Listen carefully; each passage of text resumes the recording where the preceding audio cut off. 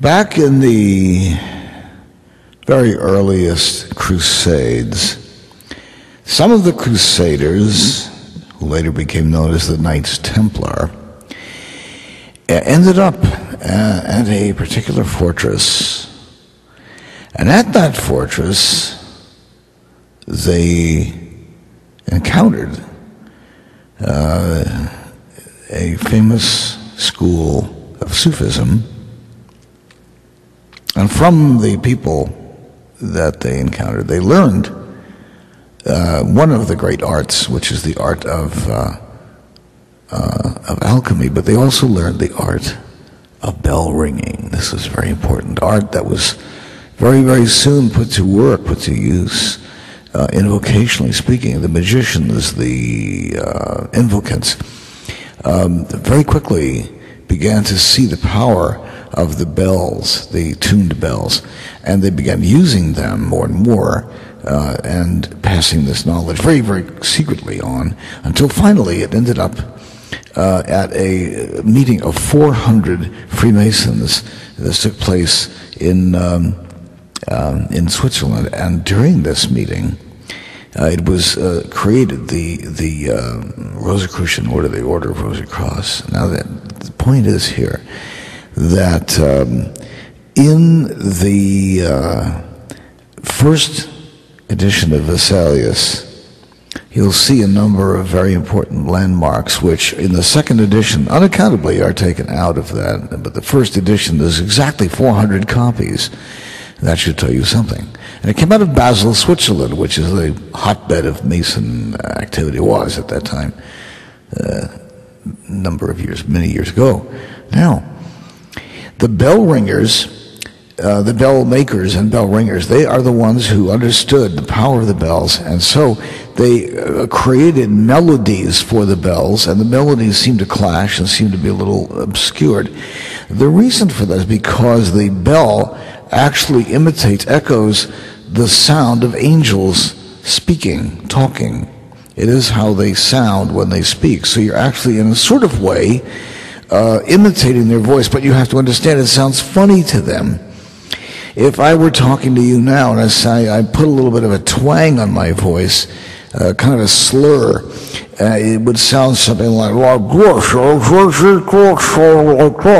you'd have to work pretty hard to understand what I was saying, but you could, if you understood a little bit of it, get the sense of it. And if I'm extremely clear, you'll get the sense much better. Now, when someone speaks a different language than yourself, of course, in order to be understood better, you must speak louder. This is understood by everyone.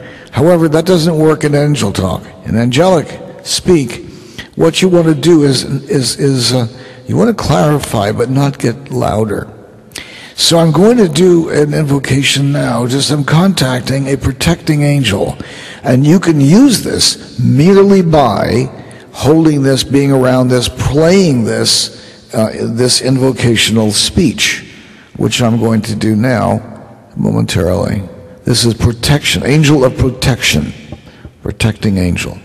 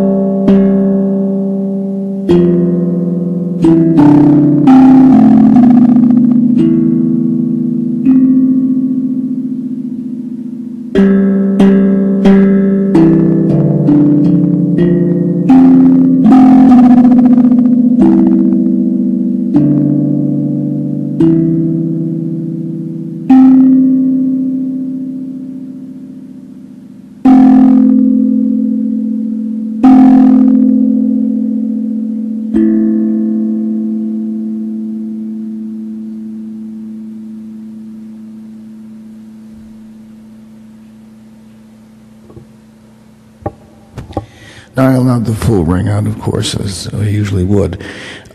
You'll notice that there are 3 strikes before and 3 strikes after. Those are the cleansing strikes.